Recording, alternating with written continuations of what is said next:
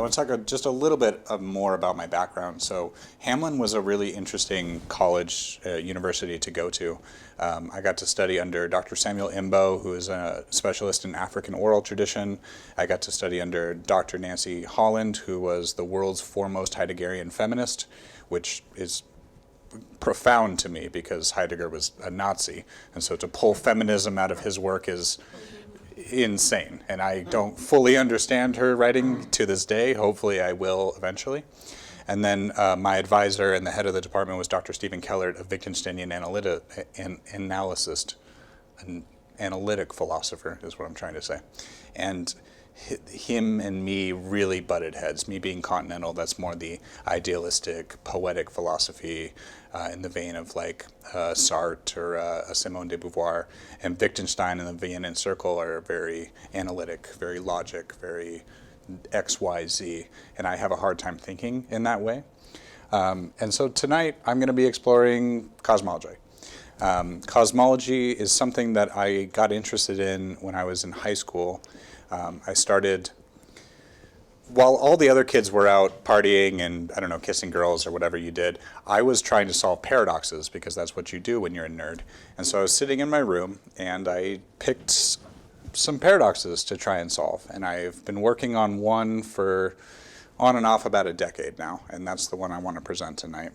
And the paradox I'm interested in, I'll leave this up. The paradox that I'm interested in examining tonight is the matter-antimatter paradox. And I find that particularly interesting given my penance for existential philosophy. Again, the Sartre, the Camus, that kind of 19th century French in particular, though there were some great thinkers that came out of Romania that eventually moved to France. My favorite philosopher is Émile Cioran, and it's still that kind of pessimistic existentialism that, you know, I'm a millennial if you couldn't tell. And so that kind of existential tinge is what brought me toward the matter-antimatter paradox. And what's interesting about this paradox is that ultimately it's an all or nothing sort of deal. So the matter-antimatter paradox at its core is, at the time of the Big Bang, there's an explosion. Particles flying everywhere as fast as they can possibly fly.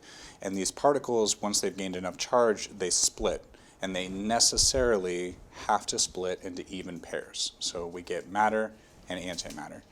And just to take a brief aside, antimatter is not negative in any way. Like, I don't want to bring morality into this conversation because it has no place there. Anti is just not. It's just not matter. So like matter and then whatever this isn't. It's just the opposite.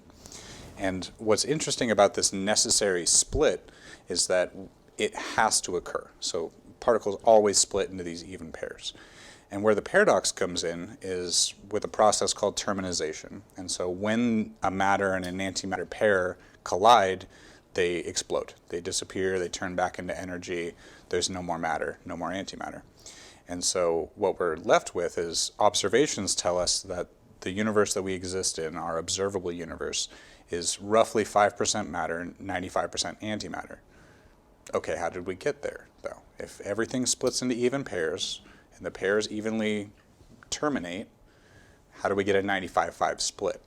And that's what really drew me into this problem, because really we have kind of two, sorry, I'm kind of paying attention to the slides that I made and also just speaking off the cuff a little. But it's interesting because it kind of creates a scenario where it's all or nothing, right? Like, if every pair necessarily collided and disappeared, how did we get to 95-5? And that's the real kind of core that we're finding, is that with these splits, we shouldn't exist. That's where the existential angle comes in, right? It should be a zero, right? If all the matter and all the antimatter eventually collided, it should be zero. But it's not, because we exist, in theory, at least. Some philosophies, yes. You all might be projections to me. I might be the only real one. But we're just going to assume that we all exist. And from here, we can kind of extrapolate. If we can't do zero, then what's the other part, right? And so that kind of what drew me into, all right, but So if it's a 50-50 split, again, how do we solve the 95-5? And I went through a lot of ideas on how to solve this 95-5. I thought about it, and I thought about it, and I thought about it, and I still don't quite know. I don't have any definitive answers for you tonight. I'm not going to reveal the secrets of the universe, unfortunately. I apologize for that. I wish I could. But what I will do is provide an interesting maybe. So the way I see it, the way that we got to a 95-5 is that it is actually 50-50. We just can only perceive the 95-5 from our point of view. And I'm going to go ahead and bring in quantum mechanics, everyone's favorite subject. I think that's my next slide. Nope, it's not, but that's what I was talking about. And the way we get there through quantum mechanics is that we go through the double slit experiment. Thank you very much. The double slit experiment basically shows us observational bias in some ways. It's a realm of possibilities, and when observed, we get the result of that observation. And so what I'm kind of proposing is the other 50% is there. It is a 50-50, but we're just not observationally able to capture that data, right? So from our perspective, it's a 95-5, but that's only because our observation limits us to be able to perceive what we perceive as the matter and antimatter. And I find that I find that particularly interesting because the way I like to frame it when I'm describing it is an inverted mirror, right? So fingers crossed, yes. So an inverted mirror is, if there's a mirror in front, I am perceiving myself in the mirror as raising my right hand, right? But if I were able to see it from the other perspective, if I'm still raising my right hand, well, that doesn't line up, right? The mirror has to show the inversion, but that's only from the observer's point of view. Whereas if you were able to take a bird's eye view, you could see that they don't line up, yet they kind of do. Like both hands forward or one hand and the other still match in some way. So it's this kind of inverted principle, but it's all dependent on the observer's point of view. And that's kind of the key here, is that we're looking for the observer's perspective.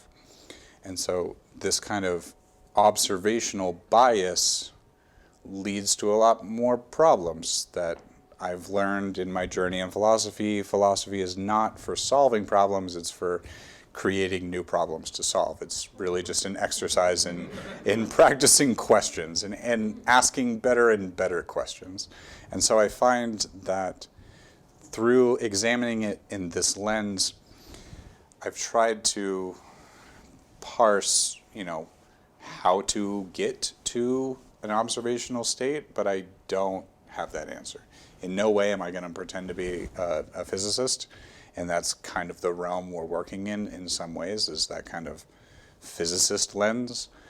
But what I want to kind of try and explore here is the notion that just because it's unobservable right now doesn't necessarily mean it's not.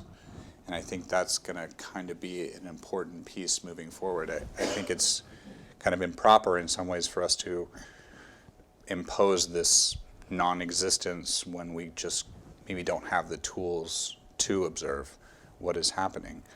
And so that 95-5 split, the way that I picture it is our observable universe is the 5, and I really wish I had a whiteboard right now, but picture... Do we? Oh, yes. That's how good I am at looking at my environment. Yes, that's perfect. I am the only one that exists. This works. No, it's fine. All right.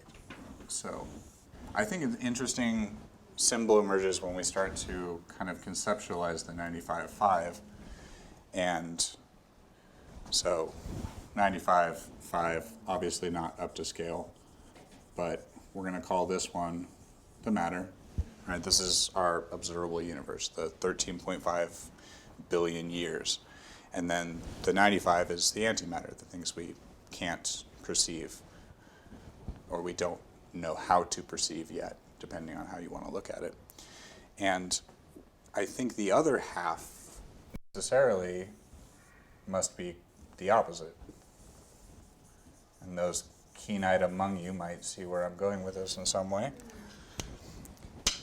What's particularly interesting to me is I am not a Taoist in any way. I don't really study much Taoism, and yet when I thought about this, it just kind of emerged from that space, right? It's a 50-50 split of the opposites pulling against each other.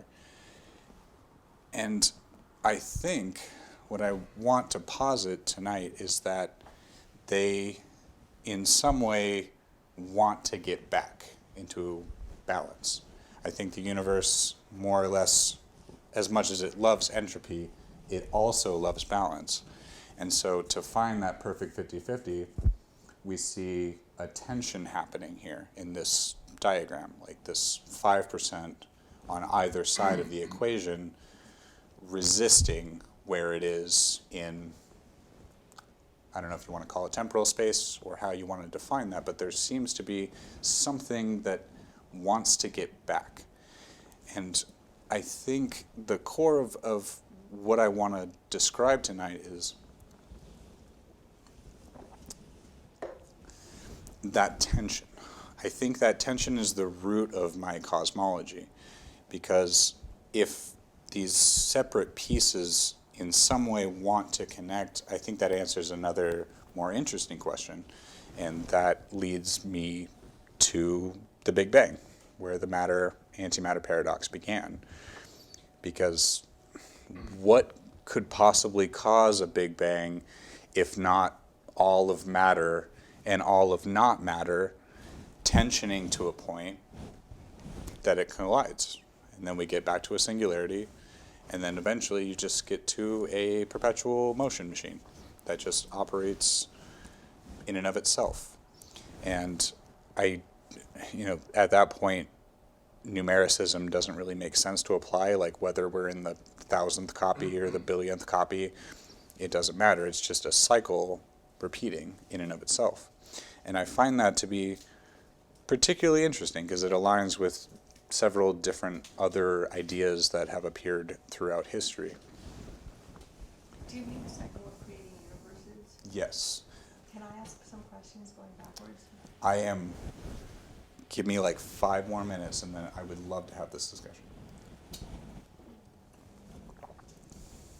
Because that's ultimately where I see the answers being, in particularly a non-theological sense. Notice I didn't shut the door to theology. You can definitely apply some of those thoughts to a model such as this, a perpetual motion machine. If you want to say it was kicked off, awesome. I don't particularly find it necessary for my means, but theology it exists and I can't deny it. So the door is still open within this context as far as, how it got started. I think a perpetual motion machine doesn't necessarily need a start, as much as a circle doesn't need a starting place. But the door is open to that possibility. And that's kind of the exploration I wanted to take tonight, is really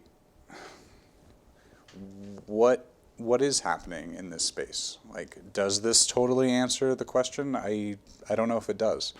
But I wanted to kind of posit it, and I'm hoping to have a discussion, more or less, because I've basically reached the point of not knowing where to go with this theory. Like, it's just, I'm like a child playing with Legos, and I built something interesting, and I'm like, okay, cool, but now where do I go from here? And so I am hoping to have this kind of discussion. There's one more piece I want to add, that I'm hopeful in my lifetime I will see this return. Deep in the math of Einstein-Rosenstein, which I am not a mathematician, let's be clear, but deep within that math, there is a concept of the white hole. And I think that lends a lot of credit to what I am proposing in some way, some force that perceptually acts as an opposite, and yet from the alternate observer's view, from the view of someone existing or something, an observer in this space, could observe the white hole as we perceive black holes, and our black holes being perceived as white holes. Whether or not we'll get to a position where we can observe that in my lifetime, I don't know. I'm hopeful. I'm waiting for those Harvard scientists with their calculators to come up with a way of kind of figuring out how to observe some sort of system such as that to give that credit. And just because Einstein and Rosenstein were 90% correct, that 10% doesn't necessarily mean it's correct. And so just waiting for that kind of proof would be amazing for what I'm kind of picturing in my head. But we're not there yet. So we're in a space where this is what I've got. A Taoist symbol coming up from a hippie atheist like myself just somehow managed to pull a Tao symbol out. And so I find that there is some credit there, but I don't know what's next. So I'd like to kind of open it up a little bit and kind of just pick your brains. Like what kind of pops out? What pops up for me is this antimatter that you're proposing or saying exists, since it can't be measured directly, like, you know, this chair presumably is matter rather than antimatter, right? So I can measure this chair in various ways. But how do I measure antimatter? How do you know it really exists? Is that a whole theoretical thing based on a formula in physics that is, you know, you posited the white hole sort of idea? So basically somebody's calculations say, well, okay, if there's matter, this formula shows that therefore there must be antimatter. Is that where it comes from? Yes, 100%. And so it's entirely theoretical at this point. It's the math demonstrates a necessity for that split to occur when a particle gains enough energy that it has to split into matter, and then that's the piece where it's not anti in a mustached tie people to trains kind of way, but anti in just we don't know what that is. It's just not matter. It's just the not. And so it's interesting to think about because our math is pretty good. I don't know too much about it because I use calculators, but there's something there, and we just can't quite nail it down in a way that's similar to a different topic, but dark matter and dark energy is a whole different realm where it's our math doesn't line up unless you throw a little extra something in there. And so it's a really interesting case of, yes, we can't grab it, but the numbers don't lie. That's probably why I don't like math, because it's very rigid. Like if you get the right equation, you got the right equation. 2 + 2 is 4. But what if we don't know what the other 2 is, right? We got the 2 chairs, but we know there's more than 2 chairs. Like how do we get there is a really interesting one other question. thought I'd like to throw out there is that one of the controversies in physics, as I understand it, at least, in terms of the interpretation of the double slit experiment, is the Copenhagen is the traditional explanation. Was that somehow as an observer, and what constitutes an observer, of course, is the big problem with that whole deal. What is an observer? Is it an ant that's walking around the floor? Is it, you know, is it a machine? Or is it, you know, it has to be a human observer? Whatever it is that collapses the wave function into a certain discrete form, a material form, from a wave to a particle, right?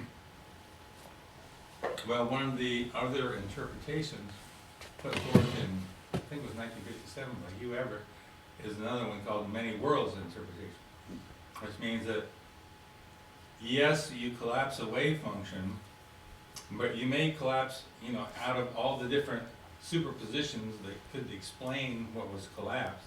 All of the possible explanations are indeed collapsed and exist split off into other worlds, other realities, other parallel existences. Which I don't know if that has a damn thing to do with what you're talking about, but that has always intrigued me, that dichotomy, that sort of competition between those two theories. Yeah, the many worlds is a really interesting angle to take on it.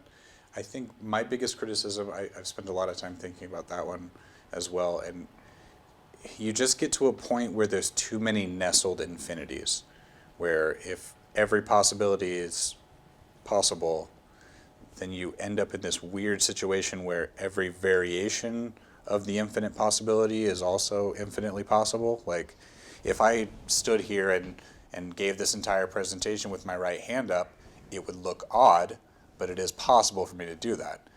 So is this, so is this, so Right, is this. I could have a robot arm and a blue arm, and I could have fell into of acid earlier, and there's just, it gets into this point where you're nestling infinities within infinities, and it just, I know, to it's me that- mind-blowing. It's totally mind-blowing too, because there's virtually an infinity number of an infinite possibility. it's too many and with infinities. every action, with every collapse of the wave function, I mean, it's sort of mind-blowing, but. It also gets to that observer piece again too, right? Like, what constitutes a choice? The choice thing comes up a lot in multiverse theory, where it's you make a decision and that splits the timeline. Okay, what's a choice? The way that I'm standing, the way that I chose to dress today, the way my hair happened to fall when I got out of the shower. Like, is that all choice? Like, the choices that I did or didn't make. Even defining choice is, I think, almost harder than defining an observer in some ways, because it's what is choice? I mean, how much of my involuntary body posture is just having talked before, or because I've just drank a coffee? Like, what is choice, and how do you define that? But you're only, if you go back to the choice thing, you're only choosing one out of a zillion, trillion things, you know, and others are also being chosen, but by you, by another version of you that's existing on another existence, another plane. I know, it's Yeah. bizarre and weird, but actually they say, and I'm not a physicist either, but according to some of the things I've read, actually the many worlds actually works out mathematically better than the Copenhagen single collapse. I think that's why I like a dual perspective. So the inverted mirror is not just one observer. It would be, from a bird's eye view, a duplicate observer. So in some ways there is more than an universe. It would be two, but it eliminates kind of the needless complication of infinite possibilities and choices and some of that, where it's just, there's just a mirror copied. And that kind of promotes that balance angle where it's balanced.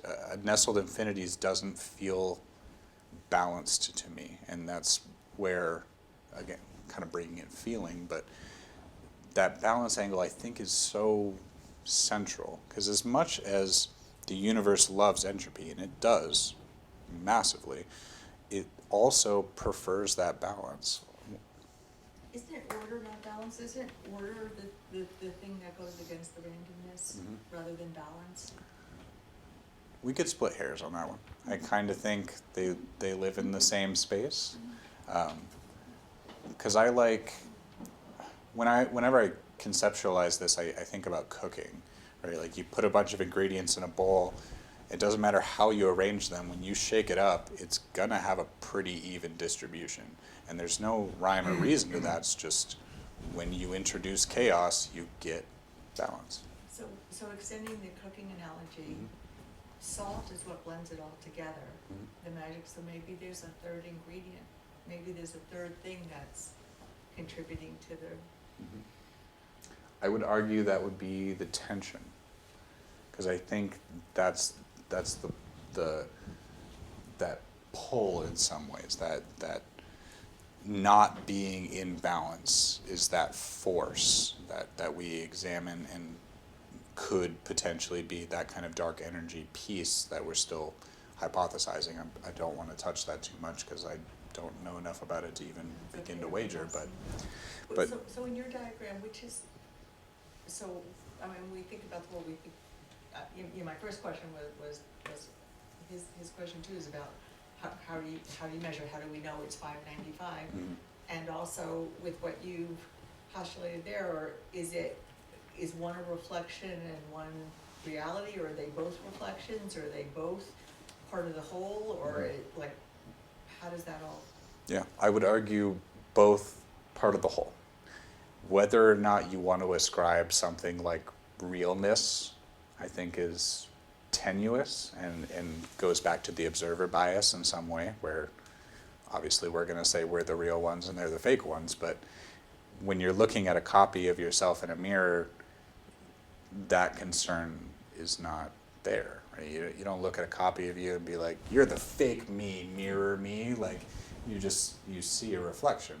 And so the observer bias plays into that piece where either side would just perceive the observer.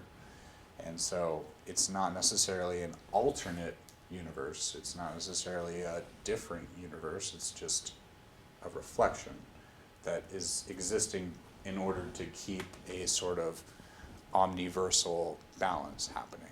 Because otherwise, we're just 5% matter floating in a realm of nothing, really lost and confused. And where do you go from there at that point? Like, it doesn't seem like this gets us anywhere if you just take it as the observable universe exists. We see 13.5 billion years worth of time. Outside that range, we don't know anything because light hasn't traveled that far. Where do we go? And our calculations assume that eventually energy will run out, and then it's just a big black. That's also unsatisfying, right? You know, if we go another 100, 200 billion years, or however long black holes last, and it's just blackness, well then it's just over. So in some ways this is more comforting, maybe just to me, in that it's cyclical, and it will happen again, and the singularity will happen again. I also like it because it has that singularity piece, right? Like, it's tackling the matter-antimatter paradox, but also the Big Bang in some ways, where it's what could cause a Big Bang, barring theology, which, again, I'm just going to kind of leave that on the shelf. Barring that, what is an explanation? How do you generate that much energy? And to me, it just makes sense that all of is and all of not slamming into each other, that sounds like a lot of energy to me. That sounds like something that could propel another cycle. And just the idea of cycles is very soothing. Maybe that's, again, an observational bias in some way, but I think that is the kind of interesting piece. That's what drew me into this sort of thought process. I've got a suggestion. Mm-hmm. Please. Since you drew that, and since we've all been discussing, I keep seeing those two images actually moving into a new image, a three-dimensional yin-yang. Mm-hmm. When it takes that form, it becomes, in a sense, a living engine. It keeps cycling through itself, and it remains self-feeding. Mm-hmm. So, you have unity, and now both your opposites. Remember how you said, the light is looking at the dark, and both of them think they're light, or both of them think they're dark. It all depends on perspective. But what you need is a living system. I know this is going to sound weird, because I don't even know quite why this happened to me, but about 20 years ago, I had an experience of the Great Void. I don't know what precipitated it. It lasted about 3 weeks. It took a few days for me to figure out what I was experiencing, but when I realized that I was actually in the Great Void, I was able to just perceive it. And a point came after about 3 weeks where it started getting light. I was experiencing this mystically, inner vision, and I was feeling it palpably. And what I noticed was that as I got to the end of the cycle, I suddenly came out in the light. And what I saw was I was inside a three-dimensional yin-yang, and that this wasn't theoretical, it wasn't two-dimensional, it wasn't something that someone drew. This was something real. This was a real dynamo.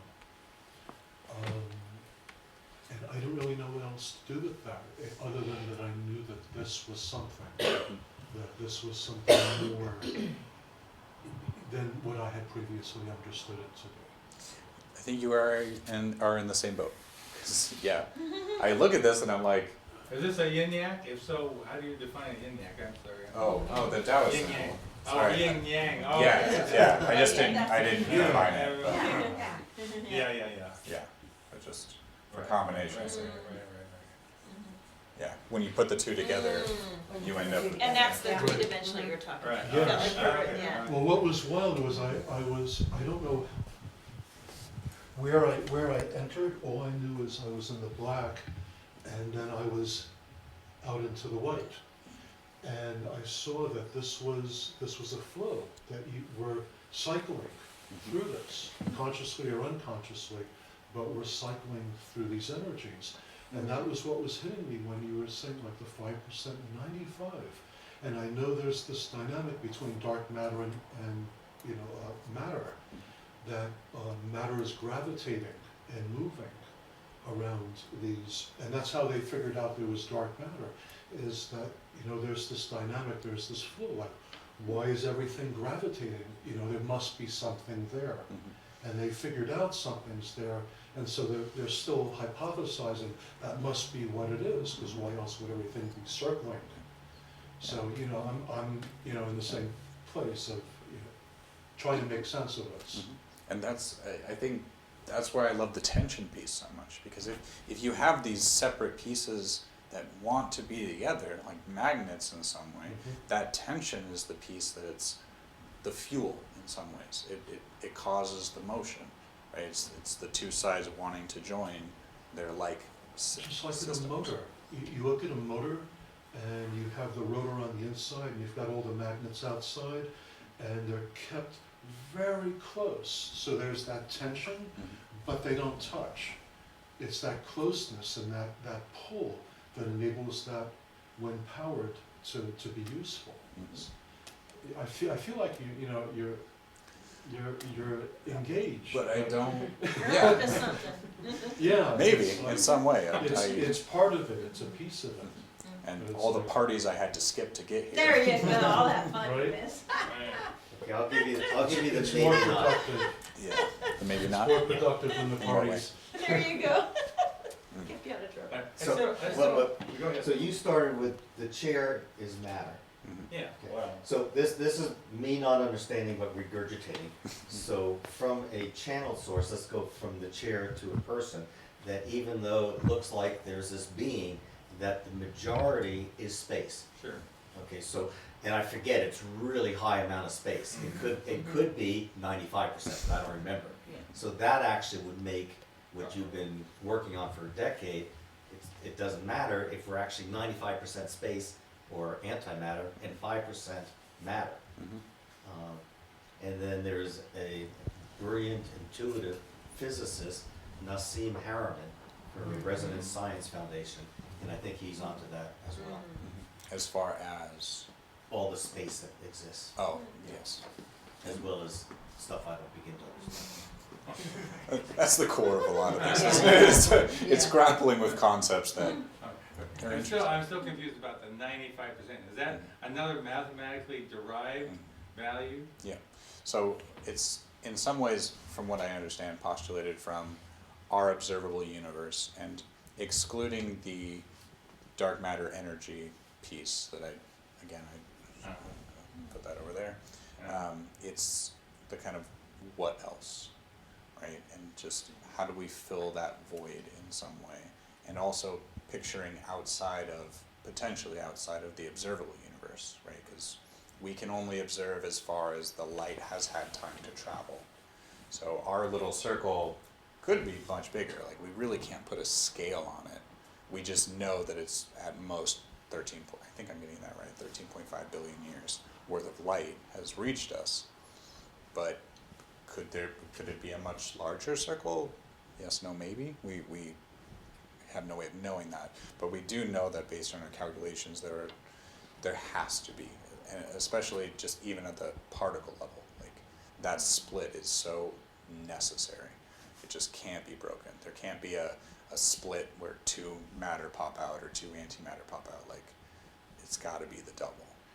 That's interesting, because it seems more intuitive to me that theoretical physics mathematical physics would postulate that for every matter, there would be an antimatter, it would be a 50-50 split, so Right. this intuitively makes more sense. Right. Then, where did the 95% come from? The 95 is that measurement piece where we do expect the 50-50, but we don't see that.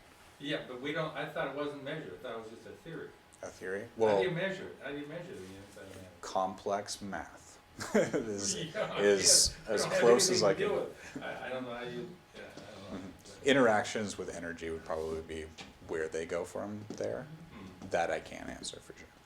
Also, the 13.5 billion you're talking about is for our universe, and unless it impacted the infinite number of universes, it's probably different on every universe. Mm. Again, I like to reject the infinite. That's scary. That's really scary to me because it's too much. Where? Let's limit it, which is probably more. 1 million other universes, and we're measuring when light first hit our universe. I would rather see a biverse that infinitely repeats more than I would see infinite copies of the biverse. Biverse being that's self-explanatory, but yeah. So I'm still trying to get the 5% and the 95 as well. So when you talk about the 5%, however we get, or whoever gets to that, leaving that on the back burner, but so that 5% you talk about that's what's observable. So is that what's experiential, like what we're known to be able to experience is only, let's say, that 5%? Yeah. That's our matter. So what we can put our finger on, so to speak. I mean, you can't touch a star, but you can look at it pretty good. Well, like the visible spectrum, you know, we only see a very small sliver of electromagnetic frequencies, for example. Mhm. There's a whole wide range of things we can't actually, with our sense organs, detect, Mhm. right? So are those matter or are those antimatter that we can't detect? In other words, doesn't something to be called matter mean that our senses have to detect it as something that we can touch, smell, feel, see, hear? I see where you're going with that. I would argue no. I think it extends to, I guess, how do I phrase this in a good way? I want to say is influential, like has the ability to influence other matter, but then again, antimatter can also do that by terminating. But then we can, I would say measurable. We could go for a measurable angle because we do know of the spectrums that exist outside of our nanometer vision as far as wavelengths go. Right. Like we can measure those, so then it becomes the not measurable. You know, the outside of imagination in some way. But I have friends that have abilities to perceive things that I myself can't, and they purport that it can't be measured, like that we have no instruments to measure what their perception can perceive. So in that, say that example, would that then still fit into the 5%? Or would it? Of unmeasurable. From like Subjective. from an energy perspective, or Yeah, I guess you could say that. I guess it's maybe we go for recognizable instead of measurable. It exists in a space where we can perceive. I think that's one of the issues with the antimatter is that because of our observation, we can't observe the other side of the mirror. So you're still on, you know, the people you reference are still on this side of the mirror. Their eyes or feelings can perceive more of this side of the mirror, but they can't perceive the opposite side. But if it's that, like, ultimately what I see in the mirror, like, so would this fit in with the fact that, like, the world that I experience is actually projected from the inside of whoever or whatever I am. Elaborate a little. So if I'm the observer and what I observe is just a projection of my internal world,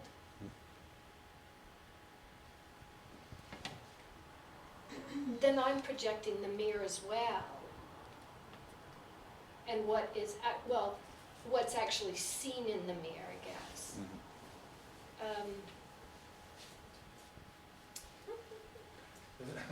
There is a philosophical term for that, right? Solipsism or something, I'm probably saying it Solipsism. wrong.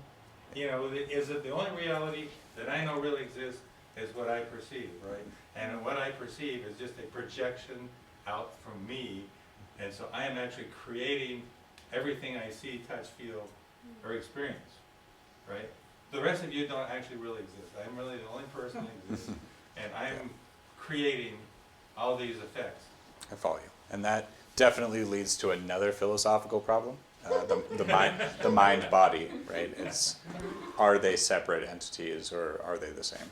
And that's definitely a foundational ideological difference that we'll probably have. I tend to think of them as one unit as opposed to separate. So the distinction to me is non-existent. Like mind and body are. It's not mind creates body. It's necessary to have both in order to. So in this 5% is the observer, how do we know that there's observer, how is that measured? How do we know that there's actually what we call an observer? Man, we're drilling down into all of the deep philosophical arguments because effectively that is. If you can answer that question, you're going to get a Nobel Prize. I mean, effectively that is. I think. Therefore, I am. Right. Like, Yeah. how do we know there's an observer? Because I'm fairly certain I exist. That's not very much different than me. But we're not sure about everybody else. Like you were talking about choices, and Do I believe? and that we, this 5%. Is it any more of a bigger question to say that what they measure and say that's 5%, any different? Like, because going by that model, and granted, I realize this is all over my head and I don't. It's over my head too. Don't take me as an authority. I'm wearing a suit, but I am no authority. On this part, that only say 5% is what is available, say, for me to experience, the observer would be within that 5%, right? And so if the 5% is what we can measure and define as real, how do we define and measure the observer in the 5%? That is where I'm hoping the white hole paradox or the white hole theory comes in. That's where I'm hoping that somehow we are able to detect a disturbance even, where something just doesn't add up. Again, we're kind of playing in the realm of, how do we imagine the impossible or the unimaginable, right? We're playing in the realm of true opposite, where we can't even conceptualize. We can't. How do you conceptualize notness? How do you conceptualize void, right? Like we have some sort of latent sense of it, right? Like conceptually, we can sort of piece or parse that not must, because is, so what is the opposite of is not, where it's, but how do you grapple with that? How do you imagine There must be the something unimaginable? that is able to perceive the antimatter. Like That's within another 5%? The opposite side of the mirror, that way both sides can exist at the same time. Both are presently being observed, so it quantifies that wave into realness, but it's realness that we only ever have a slice of in order to maintain a balance of two. Because one just doesn't make sense to me.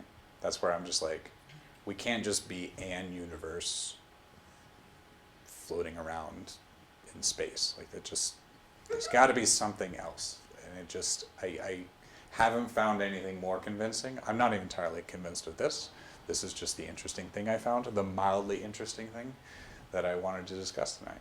So it's a really interesting problem that I don't know where else to go besides, I don't know, moving to Tibet and studying Taoism for a while. Like, that could work, but I don't know if that's the right avenue to take. Whereas this is just kind of where I'm stuck at.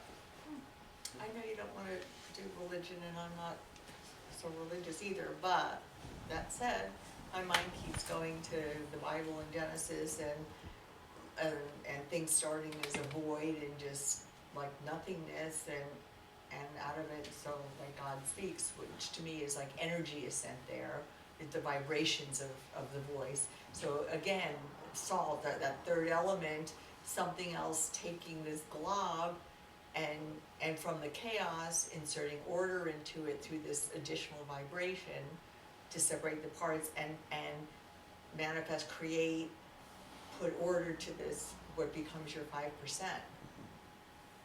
I don't know what that looks like in science. Just throwing it out there. No, I purposely don't shut the door to theological arguments like that because, yeah. It's not an argument, it's just a wondering. Well, I'm a philosopher. Curiosity. Any debate is It is a- argument. I usually call it a fight, so I can change it to that terminology I prefer. And so, yeah, we can fight about it, fisticuffs straight up, but what I would argue is once we put this kind of perpetual motion machine into practice, right, when all of is and all of isn't are just combining and recombining over and over and over again, I don't necessarily see the need for a kickoff. Well, what about that line between them? Is that where that additional energy is doing Oh, its that was just to magic? illustrate the Tao. I know, But- but isn't that part of the illustration? Is that line between them? Mm-hmm. I guess the mixing is a really interesting problem too, right? Because what we know about terminization is when the particles collide, they necessarily recombine into energy. They cease to be matter or antimatter. And that raises another question. So if there's, like, can it be any pair, or does it have to be the original pair that collides? Any pair. Any pair. So, because if there's the 5% and there's 95, well, 5% of that 95, why isn't it bombarding the 5% to just leave 90% anti and no matter? Right. And I don't know. I don't either. And I have to assume that it plays into that tension angle, where it's in some ways magnetic or repulsory in some way, where the 5%, I mean, maybe it doesn't even need to combine and it's just going to forever exist in 595. But again, that goes back to the option of, well, then everything just goes dark and the universe stops as far as math is concerned at the end of the lifespan of black holes, which is, I don't know how many billions of years. They have to do something, right? There has to be some sort of interaction that happens that propels, because otherwise it just stops. And that also doesn't feel quite right either, where everything just isn't anymore. Okay, so we don't want to go with that option. So the other option is something propels and keeps something cyclical. And so that is my idea. Your philosophy sounds like what makes me feel good. So you have a philosophy of intuition or a philosophy of... Oh, I just came for you tonight. No, I mean, it's okay. Yeah. I don't have any problem with it. No, but it just seems like what feels good is I think what the philosophy is. I think you're right in some ways, because transparency. I'm an atheist, so I didn't have that kind of ready-made solution. Not to discredit it in any way, but that sort of, this is how it is, and so I had to, in some ways, create that. And this was sort of the process of that, where this makes sense in my head as far as a solution goes that doesn't require a theological lens, even though I did draw the Tao symbol, so in some ways I did end up inadvertently coming back to some form of religion, but at the same time it's that, yeah, I mean, that is in some ways the limits of my existentialism is like, okay, existential, but how does it all fit? How does it all wrap back around to make something coherent? And this is what I've got in my young years. I am very much young, if you can't tell. I know the beard hides it, but I don't know. And that's what I got out of that. So I don't think you're wrong in any way. That feel good. Yeah, I feel good about this. I like what's happening here. It's the philosophy of feel good. I don't have Yeah. a problem with that because I think most of us operate on those kind of systems. If it feels good, we do it, and we keep doing it. And if it doesn't feel good, we don't do it. So I mean, I think we all sort of operate that way. It's too bad I don't have a PhD, or I could be Dr. Feel Good. And the old man in the sky just doesn't feel good. I'm sorry. So it's fine. Really. Yeah. I actually, So- my older son's an atheist. I was like, what? No, what is that? So when you're up there snowboarding or on the mountain, don't you feel this like something like it's beyond yourself? You know, I try to like pick his brain because I don't get it because I feel like there's something. It's not the old man in the sky. Trust No, me. it's not No. that. Yeah. That doesn't feel good anyway. Feel right. This doesn't feel right. But there's He was some, kind of a it's like mean old something man. maybe beyond some sort of energy or something. Yeah, and that's where debate happens, right? It's super interesting because I can't see that perspective, right? In my brain, it just doesn't click. It does, yeah. And Yeah. obviously he goes, oh, it's just all made up shit. People want to feel good. That's all. You know? Well, that almost sounds Nietzschean and like I know. God is dead It's sort gotta of be. way, but no, I mean, I get it. Just my brain just like I can understand without. I don't want to say empathizing. That feels wrong, but yeah. I think our brains have a lot to do with it. I think, you know, we have this thing called the limbic system, right, which is the feeling part of our brain. Then we have this cortex, which is like the computer sort of the thing, the thinking part. This is a huge, gross simplification. Then we have the reptilian part, which is the old part that has to do with survival, Yeah. right? So I think the thing that really drives the whole engine primarily is the limbic system, is the feeling part. And we use the cortex, we use the thinking part, to rationalize what the limbic system is telling us to believe or want or do. So, you know, it just gives us a pretext for doing what we feel like we want to do anyhow, right? Only to a certain point, we don't want to descend into hedonism. Right. Oh, I don't know. There's a big part of us that does want to descend. That is fair. Into permissible hedonism. Permissible, yes, an Epicurean hedonism. Consensual. Yeah, Whatever. controlled. Whatever works. Yeah. So that's the consciousness, yeah. So that person that had that infection in the cortex. Yeah. Yeah, they call it there's a filter. So just to be on the earth and just have this earth experience in this body, there's a filter that we have to have. Is that what the cortex? Yeah. So without it, it's just this spaciousness. It's just this, it blow our minds. Yeah. Well, it's also, So- another word for it is ego, right? Yeah. I Yeah, mean, yes. ego Yeah. reduces, Yeah. you know, all the complexities down to, you know, what's in my self-interest and what do I need to do to get ahead to do this or that. But otherwise, it's incomprehensible. There's so many, you know, inputs coming in from everywhere type thing. You'd just be overwhelmed if you didn't have an organizing principle of some kind, which I think is what's called the So ego. maybe it's Balance. Yeah. Well, it's like experience. sight. Like It's you had that everywhere. experience, right? Yeah. And it was very Net real, connecting so it, force. yeah. The ego and the that not ego. doctor that had that, Yeah. you know, because he was an Yeah. atheist too, and he's like, oh, it's just the Yeah, no, drugs. right, Just right. the drugs, Even it's just Alexander. this or that. Yeah, Yeah, that guy, right. And then it happened to him, and he Right. came back and went, holy shit. Yeah, right. A Whoa. whole different outlook, right? After that. Yeah. Yeah. That what the trippy part was, he found his birth family. He went to the birth sister that he had never met, walked around in her Oh, house, yeah, and he yeah. saw this photo of a girl, and he goes, who is that? Oh, that's our little sister when she died in her 30s. He goes, that's a girl that was showing me around out Right, there. right. Yeah. So, I mean, that's trippy. so, That'd make you a So believer let's- right there. There's something else, I don't know. make the big left turn into mysticism here. Yeah.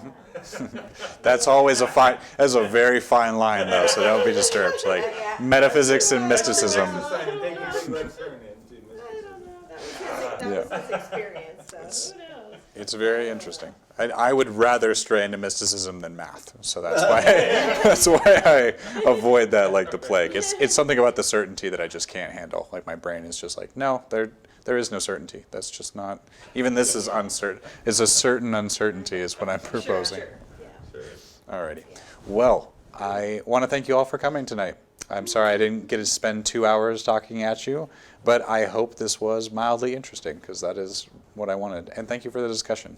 I really appreciate that. I'm still trying to work through what this is, and I have more research to do, obviously. But thank you for taking this trip with me. I really appreciate it. Yeah. Thank you.